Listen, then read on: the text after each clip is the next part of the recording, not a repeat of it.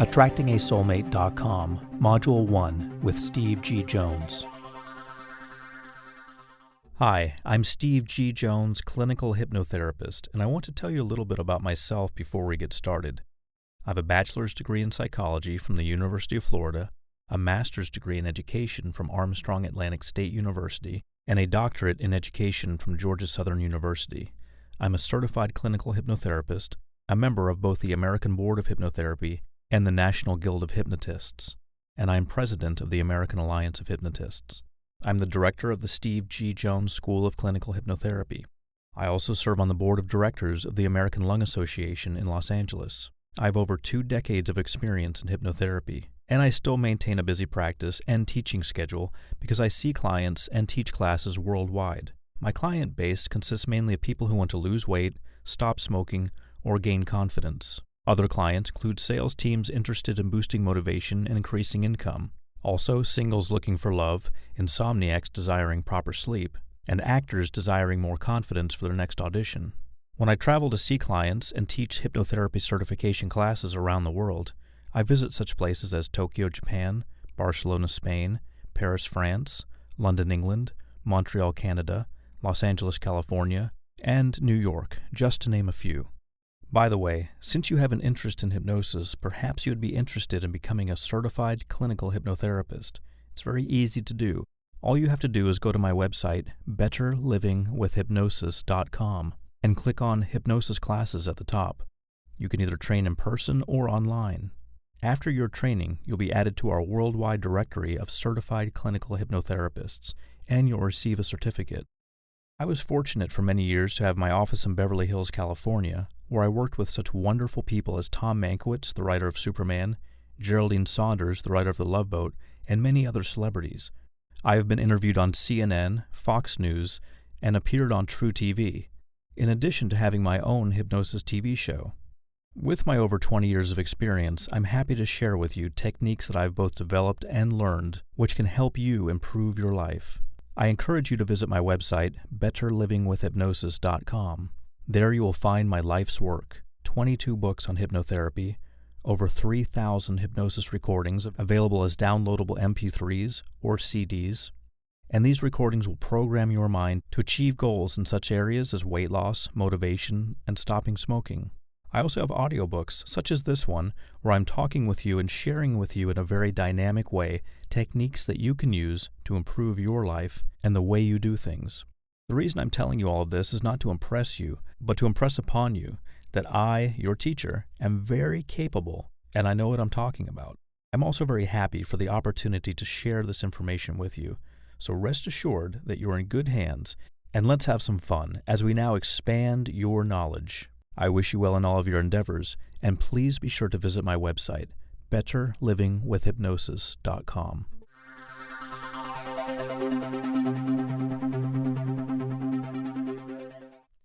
Welcome to the program that's going to teach you how to attract your soulmate. Now, Joe Vitale and Patti Stanger are adding their parts to this powerful program. My part is going to be about how you can take action, how you can use your body language to help you, how you can communicate to convey that you are accepting, approachable, optimistic, and trustworthy. And I'm going to talk about specific techniques to help you improve yourself so that you can attract your soulmate.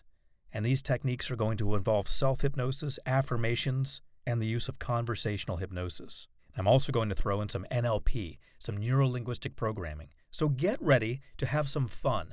Get ready to learn how to attract your soulmate.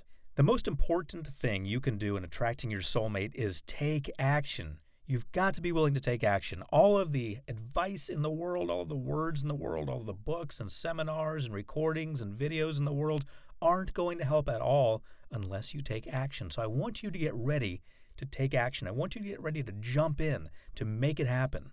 One of the things I want you to do is go to places where your ideal person might be. Are you a member of a gym? If not, why not? Do you exercise alone? Some people are great about exercising. They exercise 4 to 5 times a week all by themselves. They ride their bikes by themselves. They run and they're very focused because they have their earbuds in listening to their favorite music, which, although they may be in public, causes isolation. They're telling people around them by their body language that they don't want to hear anything they have to say. They're focused on what they're doing. So you can exercise out in public, yet you can still be alone. You can still send signals to the outside world saying, hey, leave me alone. So here's what I want you to do. If you're not already a member of a gym, I want you to join a gym.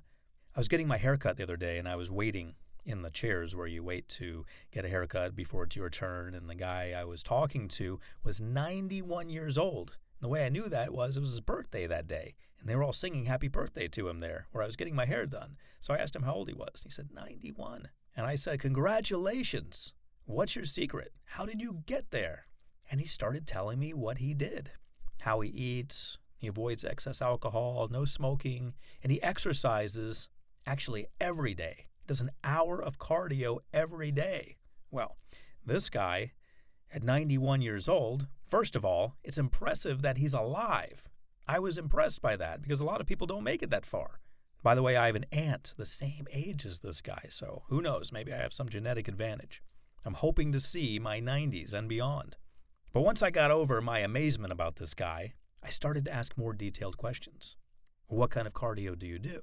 And he told me he uses a rowing machine. That gets his heart rate up. Now, none of this was very helpful in the world of dating until he dropped a bomb on me. He said that he had been married to his first wife for 60 years. She passed away, unfortunately, and his new wife he's been married to for 5 years, and he met her at the gym. 91 years old. That means he met her when he was 86 years old at the gym. You wouldn't expect someone that age to be at the gym, not to mention being on the lookout for a potential love interest, but there he was. This guy was an example for me in so many ways, on so many different levels. But the message for you from this was get out there and get to the gym. No matter who you are, no excuses, let them go. You've got to embrace your possibilities. No matter who you are, no matter what stage of life you're in, no matter what has happened so far. Remember, this guy lost his wife after 60 years of marriage. You can find your soulmate, and you never know where they're going to show up. So it's important for you to be everywhere you can be. Be out there, be approachable. And when you go to the gym, let go of those earbuds. If you need motivation, think about how your body's going to look when you get in shape. You don't need Lady Gaga in your ears to get you pumped up when you're focused on the future and when you're excited about finding your soulmate.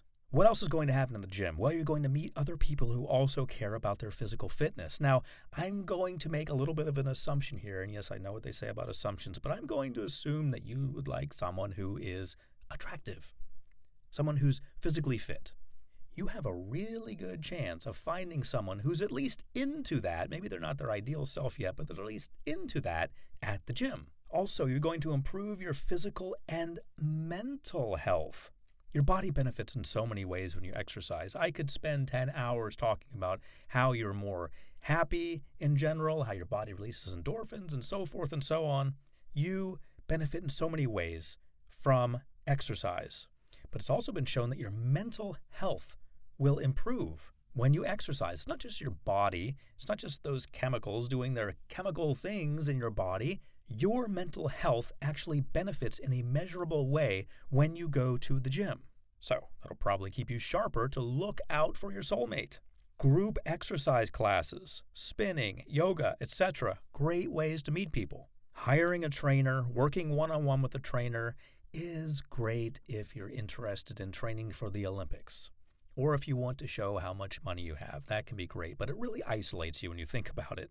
That's what people with extra money who want to be alone do. They hire a trainer at the gym. My goodness, if you're there to meet someone, let go of the trainer. The trainer's going to be working with you directly and is going to cause you to not be able to talk to other people. The only thing you're going to get out of that is perhaps a relationship with the trainer. Now, if you're interested in that, fine. But if you're interested in keeping yourself open to greater possibilities, let go of the trainer and just go to the gym and work out. Let's talk about other ways to meet people. Groups that meet for the purpose of a specific hobby. Think about it. Do you have hobbies that relate to the outdoors, kayaking, hiking, running, etc.? Alumni groups, joining a book club, taking an acting class. I saw a great movie that really sums this up, and the movie's called Yes Man with Jim Carrey. If you haven't seen it, go ahead and see it. It's about a guy who's isolated, who's given up on himself. And then he goes to a seminar that tells him to say yes to everything. I'm not recommending that you say yes to everything. Neither was the seminar that he went to actually, but he interpreted it that way, and he literally started saying yes to everything. And what happened? Well, his world opened up. The more positive things you say yes to, the more experiences you have. And he was having some pretty wacky experiences, but this ultimately led him to finding the love of his life. You've got to do things differently than you've done them before. You've got to change your mental programming. You've got to let go of the way things are and embrace the way things could be. You've got to stop thinking that your way is the right way. You see, we get hypnotized into thinking that we're right. We get hypnotized by ourselves into thinking that the way we're doing things is going to pay off. And maybe we'll just make a slight change in the way we're doing things, and then we're going to be on the right track. Well, I want to explode your theory of you being right. I want you to let go of that. Now, we've got hypnosis recordings as part of this program that are going to help you with that, help you let go of your way being the right way. But I want you to realize if you haven't reached your goal yet, and if you've already purchased this program, those are indicators that perhaps the way you're doing things is not the right way. And perhaps if you do a different version of the way you've been doing things, well, that might just be a different shade of the lack of results that you're already getting. I'm inviting you to let go of all of that and to embrace what I'm saying. Now, the hypnosis recording is going to help. It's going to help drill it into your mind, if you will, in a positive way. But you've got to start doing things differently. You've got to embrace your possibilities. And the way to do that is start taking advantage of the things that are available in your environment. This is going to set up a hypnotic process for you, because once you reach out of your comfort zone, once you start doing different things, new and exciting, fun things that are also good for you and good for those around you and help you meet people, then you're going to want to do more of them. What about get-togethers with friends? I want you to start going to every event that you're invited to, as long as it's a positive event, as long as it's something that's on the up and up and you know that it's going to benefit you. But I want you to let go of your concept of benefit, because maybe you've been holding on to a concept that I used to hold on to. I used to avoid going to network meetings if I didn't think there were people there, key people who I wanted to meet. Little did I realize that it's the people you meet that tell the people that you really want to meet that make the difference. They're sort of the mortar between the bricks. You're probably not going to go to a meeting and meet the person who you want to meet, but you may meet somebody who has a son or a daughter who wants to meet you. You may meet someone who knows someone else who can set you up with someone. You never know. So if you look at an opportunity, let's say something comes into your email, an invitation, an evite, or what have you, and you look at it and think, oh, I'm not going to go to that reunion. There's no one there I want to see. It's not about the people there. It's not about your assessment of the situation. It's not about what you think is going to happen. It's about possibility. And possibility needs an opportunity in order to unfold for you. You see, by not going to things, you're shutting that down. You're also setting up a hypnotic chain reaction where you think that your decision is the right decision, where you think not going to this was a wise choice, because now you have time to stay home and catch up on your reading or your TV watching or what have you. When actually what's happening is you're shutting down life itself. You're closing out possibilities. Now, I know this because I used to be the same way. I used to do the same thing. Now, as I've said, the hypnosis program is going to help you become reprogrammed to start wanting to do these things. But I also want to tell you directly, person to person, you've got to get out there. And in doing so, you're going to change the way you think, because you're going to see that it works and you're going to want more of it. What about work? People you work with. Now, this can be a tricky situation. I don't necessarily recommend dating people you work with, but maybe they know someone who knows someone who's looking for someone. I'm not saying you should put it out there as a memo in the workplace. Hey, I'm looking for someone. Does anyone know anyone who knows anyone? But maybe if you start talking to people just in a very nonchalant way, bringing up in conversation about the fact that you are single and looking without saying it directly, you're going to find that they'll do the work for you. And it's easy to bring up. Well, I was at home the other night watching a movie. Being single, I'm able to catch up on movies pretty regularly. Did you see how I just slipped that into a sentence without saying, oh, by the way, I'm single and I'm spending a lot of time alone and I wish I wasn't? I'm able to bring it up in a conversation that makes sense and doesn't sound like I'm asking for anything. Planted a little bug in their ear. Maybe they know someone who they really feel would be great for me. So that's what I want you to do. Volunteering is a great way to meet people. Now, maybe you're not the volunteer type. Maybe you think that you should be paid for your services no matter what you do. Well, I do a lot of volunteer work, and I'm here to tell you that more than anything else, it just makes you feel good about who you are. And people want to meet good people. They want to meet people who are contributing to the world. If you have a skill or an ability, or even if you can just work in a soup line, then you owe it to the rest of the world to get out there every now and then and offer your services at no charge, to do things that help other people. In doing so, you're going to meet other people who think that way. Other good, positive, wonderful people. Or maybe they'll have a friend that they can introduce you to. This is a great way to meet people and potentially to be introduced to your soulmate. Think about public places, grocery stores, coffee shops, museums, etc. When you go to these places, are you mission-driven? I get this way sometimes. I get mission-driven. If I need to get something at the grocery store, if I want some Greek yogurt and some raspberries, I'm thinking Greek yogurt and raspberries. Where's the Greek yogurt? Okay, it's right there. The raspberries are across the store. Okay, I'll go get those. Now I'm check out. Now I'm get out of here. That's the way I think many times. I get tunnel vision. I get very focused. That works great for me, but what about you? Do you want a relationship? Think about all the people around you. Think about the people you might possibly meet if you would just slow down a little bit, open yourself up a little bit, become a little bit more approachable, maybe approach other people. Oh, excuse me, what do you think about this yogurt? Oh, look at the raspberries. They're on sale today, and they look great for a change. Little things in conversation that you can bring up that are easy to bring up. You can start doing that, and that's going to make a huge difference in the way that you interact with the rest of the world all the time. Once you open up, the world is able to open up to you. Some people have an unapproachable aura about them. They don't even realize it. They don't even realize that they're being their own worst enemy in a social situation. If you can just take a look at yourself sometimes, maybe you'll find that you're one of those people who really has that look about you that says, don't mess with me, don't talk to me. I'm here for one thing and one thing only, and that is to do what I'm doing, and I'm not interested in talking to anyone. Are you putting that out to the world? Are you broadcasting that loudly and clearly? Meantime, thinking in your mind, oh, I wish someone would talk to me. I wish I could meet someone. You've got to think about how you are being perceived by the world. One of the great ways to get feedback on this is just ask a friend. Have a friend come with you to the grocery store or wherever you go and ask them to just observe. Act the way you normally act. Tell them to be completely, brutally honest with you and get an assessment of how you are portraying yourself. Could be the way you dress. Could be the way you act. Could be the way you talk to other people. You need to get an assessment so you can make these changes, because you're probably not even aware of how you're putting people off. Now, maybe you're not doing any of these things, but I'm telling you, you need to find out. It's kind of like going to the doctor for a physical and getting blood work.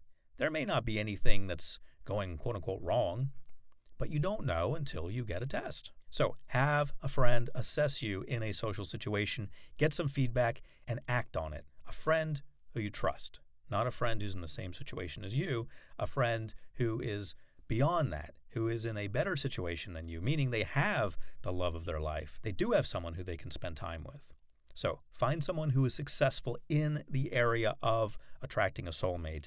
Ask them for advice. What about online dating sites? I'm not going to name any in particular, but you know what they are. There are probably thousands of them by now. My goodness. It used to be that it was sort of a stigma to be in an online dating situation. How'd you meet? Online? Oh, goodness. Must be desperate, huh? Well, it's not that way anymore. People of all age groups are online, and it's not because they're desperate. It's just because that's the way people interact now. Thanks to social media sites, we are more and more inclined to reach out to people online. We want to see what they look like before we meet them in many situations. Now, this should in no way take away from your one-on-one interactions in grocery stores, etc., but you should also have an online campaign going. I like to call it campaign because you're campaigning to find someone. Why not campaign on all fronts, in person and online? If you're not on a dating site, why aren't you? Are you embarrassed? Do you not have good pictures? Have someone take pictures of you or have them look through pictures that you already have. Make sure the pictures are current. Make sure your description of yourself is accurate.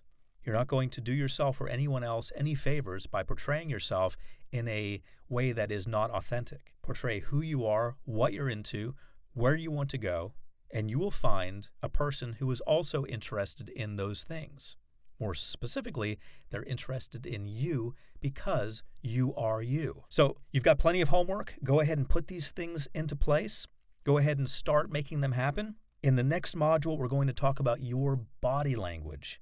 Now, your friend who follows you in the grocery store and critiques you is going to be able to give you some information about your body language, but I'm going to tell you some things that are scientifically demonstrated to be powerful signals as far as body language goes, things that you may not know that you're either doing or not doing, that once you understand this technology of using body language properly, you're going to be able to convey what you're feeling inside. And that is going to speak volumes to other people because most of our communication, over 70% of our communication is nonverbal. So get ready to learn that technology and to move forward in attracting your soulmate. I'm Steve G. Jones, clinical hypnotherapist, hoping you have an outstanding day.